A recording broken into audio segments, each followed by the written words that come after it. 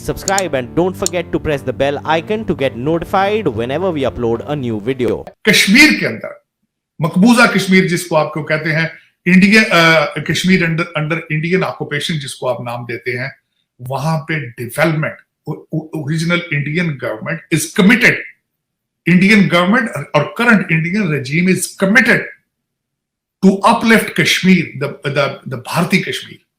और उसका सबसे बड़ा नुकसान आपको यह होगा जब आपके कश्मीरी वहां देखेंगे दूध की नहरें, तो फिर आप क्या करेंगे? कश्मीर में G20 की तस्वीरें देखकर पाकिस्तान की आवाम टीवी तोड़ने के लिए तैयार है। दुनिया के 25 देशों के 150 रिप्रेजेंटेटिव्स श्रीनगर में डल झील के किनारे मीटिंग कर रहे हैं। आज कश्मीर इंटरनेशनल मीडिया की हेडलाइन बन गया है। दुनिया का नया टूरिस्ट डेस्टिनेशन है। G20 मीटिंग के लिए कश्मीर में दुनिया का मेला है और पाकिस्तान बिल्कुल अकेला है। कैसा आपकी उनकी हैसियत है क्या मेरी तरह कीड़े मैं तो एक 22 करोड़ आप उनमें से आप। मैं ये टॉपिक आज आपको बताना चाह रहा था कि वहां पे मैं देख रहा हूं जिस तरीके से वो उन्होंने अगले दिनों के अंदर एक ब्रिज बनाया है रेलवे का, और उसके बाद यूएई को लेकर आए हैं वहां प्रोजेक्ट करने के लिए। एक बहुत बड़ी मॉल बनाई जा रही है, उसके बाद हॉस्पिटल बनाए जा रहे हैं, नई यूनिवर्सिटियां मेडिकल स्कूल बनाए जा रहे हैं, और जितना पैसा वो इंफ्रास्ट्रक्चर पे लगा रहे हैं, आप अपने कश्मीरियों को किस तरह मुंह दिखाएं? और आटे की लाइनों में लोग मर रहे हैं, शर्म से डूब के मर जाना चाहिए। हमें शर्म से डूब के मर जाना चाहिए। शर्म से डूब के तो वो मरता ना, शर्म बाजार में बिकती नहीं, आबादी कंट्रोल नहीं हो रही, 90% लोग 2 वक्त की रोटी नहीं खा रहे, वो तो मौत के असबाब पैदा कर रहे हैं। ऐसी हुकूमत की तारीफ करे। हमारे पास तो है ही नहीं सर, पैसा नहीं है तो नहीं, पैसा तो आपके देखिए ना, ये भारत का प्रॉब्लम तो नहीं ना, ये प्रॉब्लम भारत का नहीं है कि आप लूट के लंदन ले जाएं, आप लूट के दुबई ले जाएं, ये आपका प्रॉब्लम है, ये उनका प्रॉब्लम तो नहीं है। उनके मैं मिसाल देता हूं, पाकिस्तान ने इसको कंडेम किया है। जो स्टेटमेंट आई है दफ्तर खारजा की तरफ से बड़ी सख्त बहुत नाराजगी है, और कहा गया है कि ये जो करवाया जा रहा है क्योंकि यूएन की रेजोल्यूशन है वगैरह वगैरह, तो इसलिए कंडेम करें वो इंडिया। मैं समझता हूं कि हमारे अगले दिन अमीरुल मोमिनीन साहब ने खुद कह दिया कि इंडिया इज एशियन टाइगर। आपका मकबूल तरीन अगला आपका प्राइम मिनिस्टर जो उसने खुद उनको टाइटल दे दिया कि एशियन टाइगर है वो। आप किस तरह वो रुक सकता है? सवाल ही नहीं पैदा। नेटो कह रहा है हम मेंबरशिप देना चाहते हैं इंडिया को, वो तो लार्जर देन एशिया हो चुके हैं इस वक्त। मैं सबसे बड़ी आपको बात बताना चाहूंगा, बल्कि जो आज की अभी मैं आपके सेगमेंट से पहले मुझे शौक है ये कि देखूं अमेरिका क्या कर रहा है, दूसरी दुनिया क्या कर रही है। मुझे तो शौक इन चीजों। इस वक्त क्या हो रहा है, फिलीपीन के अंदर वो मिलिट्री एक्सरसाइज कर रहा है अमेरिका, सबसे बड़ी, ताइवान के हवाले से। और उसके बाद मैं आपको ये भी बल्कि बताना चाहूंगा कि जो सबसे वरीसम चीज है इस वक्त पाकिस्तान के लिए, 2 पॉइंट मैं बताना चाहूंगा। सबसे पहले यह है कि इस वक्त सैटेलाइट से सेकंड बाय सेकंड खबर चाइना की वॉच करके अमेरिकन जो है वो इन्फॉर्म कर रहे हैं, इंटेल शेयरिंग कर रहे हैं भारत के साथ। और उसके बाद जो इस वक्त ईरान और सऊदी अरेबिया का जो ये एग्रीमेंट हुआ है चाइना के अंदर, आपके लिए नुकसानदेह ये हुआ है कि आपकी इंपॉर्टेंस खत्म हो गई, आपकी वैल्यू खत्म हो गई। आ रही हैं तो ये श्रीनगर की तस्वीरें, और जरा एक देखिए कितना खूबसूरत नज़ारा है, कितना अमन और चैन है, कितना सुकून है इन तस्वीरों में। फिर भी आप लोगों को ऐसा क्यों लगता है कि ये जो है डिस्प्यूटेड एरिया है, विवादित क्षेत्र है, जिसको बार बार ये कहते हुए आपके विदेश मंत्रालय ने दुनिया भर में चिट्ठियां भी लिखी, लेकिन उनका हासिल क्या हुआ वो आज आपको दिख रहा होगा। बड़े बड़े मुल्क G20 की बैठक में शामिल हैं।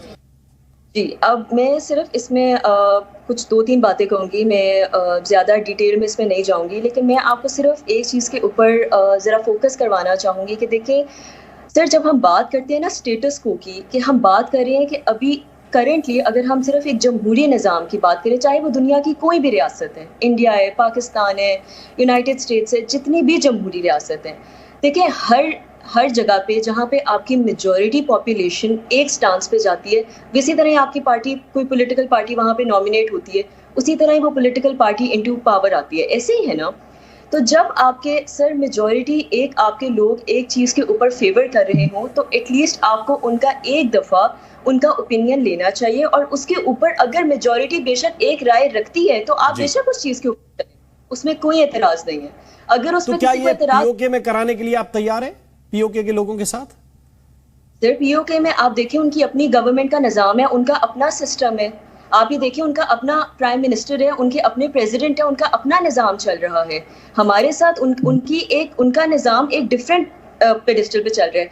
यहाँ पे तो जब हम ऑक्यूपाइड और एक डिस्प्यूटेड एरिया की बात करते हैं, यहाँ पे तो सर जब 370 आर्टिकल की, आपको भी पता है, हमें भी पता है, जब 6 अगस्त को जब इसकी एब्रोगेशन हुई थी, जब इसको उठाया गया था, तो आप ये देखिए कि किस तरीके से वहाँ पे फोर्सेस को डिप्लॉय किया गया था, किस तरीके से लोगों को 6 मंथ्स उनकी कम्युनिकेशन रोकी गई थी। देखिए सर, बात से बेशक आप जो बात कह रहे हैं वो बिल्कुल दुरुस्त होगी, लेकिन बात सिर्फ इतनी है कि अगर आप यहाँ पे, अगर आप एक जमहूरी मुल्क है, इंडिया एक बहुत दुनिया की सबसे बड़ी डेमोक्रेटिक कंट्री है, अगर वो उसी डेमोक्रेसी का नारा आगे लेके चलते हैं और बेशक वो उस ऑक्यूपाइड जगह पे भी डेमोक्रेसी की बेसिस के ऊपर एक लोगों का कंसेंसस ले लेते हैं, प्लेबिसाइड करवा लेते हैं, तो fair enough, there is nothing wrong in it. पहले सऊदी अरेबिया, अब दो लोग जो हैं वो दो कंट्रीज आपको बिल्कुल दूसरी नजर से देखेंगे। सऊदी अरेबिया पहले आपकी वैल्यू करता था, आपका बॉर्डर ईरान के साथ था, आपको जब पैसों की जरूरत होती थी देते थे आप। अब उनके रिलेशनशिप उनके साथ ठीक हो जाएंगे, वो आपकी इंपॉर्टेंस खत्म हो जाएगी। दूसरी ग्वादर की पोर्ट थी आपकी, चाइना को आपको जरूरत थी, अब ईरान के साथ रिलेशनशिप ठीक है उनके, बेहतर हो रहे हैं, अब वो गारंटर हैं, आर्बिट्रेशन कर रहे हैं उनकी, अब वो ईरानियन पोर्ट्स भी यूज कर सकेंगे। इस वक्त पाकिस्तान में आपकी जो रूलिंग एलीट है वो डाके भी इसी स्पीड से मार रही है कि आज रात को सोना है, सुबह पता नहीं क्या हो जाए। इस वक्त सबसे बड़ी बात यह है, पहली दफा हिस्ट्री में सऊदी अरेबिया की पोर्ट जद्दा के ऊपर रशियन वार प्लेन खड़ा है वहां, पहली दफा डाक डबा, लेकिन इनकी सेहत पे कोई असर नहीं है। उसके बाद बशरुल असाद, जिसके बारे में ये सीरिया का जो हेड है, उसके बारे में ये मुसलसल इनका ये कहते थे हमने उसको टॉपल करना है, वो सऊदी अरेबिया चला गया है, उसको अरब लीग की इनविटेशन आ चुकी है, लेकिन इनके को माथे में बली। इनका एजेंडा क्या है मैं वो भी बता देता हूं कि अपने रिपब्लिकन अमेरिका के अंदर जो रिपब्लिकन है उनको किस तरह केजीबी स्टाइल पकड़ना है। यहां पे हमारे लिए लफ्ज इस्तेमाल किया जाता है होम ग्रोन टेररिस्ट। इन्होंने देखें डोनाल्ड ट्रंप के पीछे गए हैं, डोनाल्ड ट्रंप ने जब इनके एक जज के खिलाफ बयान दिया है तो फौरन थॉमस क्लेरेंस जो एक बहुत कंजर्वेटिव सुप्रीम कोर्ट के जज हैं आजकल उसके पीछे पड़े हैं कि कहते हैं इसको इम्पीच किया जाए। तो दर हकीकत जब आप, मैं एक अर्ज करना चाहूंगा, जो मेरी पिछली स्टडी है पॉलिटिकल साइंस की और हिस्ट्री की, जब भी सुपर पावर्स डिक्लाइन में जाती हैं तो एक्सटर्नल थ्रेट्स नहीं होती, इंटरनल थ्रेट्स होती। तो this is what is going on. America is going through the अंदरूनी इंतशार within itself. Americans, they are losing faith on democracy. Americans, they are losing faith on the institution of election. So these are the issues right now they are facing. और दूसरा मैं ये जिस तरह बता रहा हूं, डोनाल्ड ट्रंप साहब ने तो स्पीच में प्रेडिक्ट कर दिया था आज से हफ्ता 10 दिन पहले भी कि अगर वो प्रेसिडेंट होते तो रशिया और चाइना को इकट्ठे ना होने देते। इस वक्त 2 super powers versus 1 super power which has no clue what it is.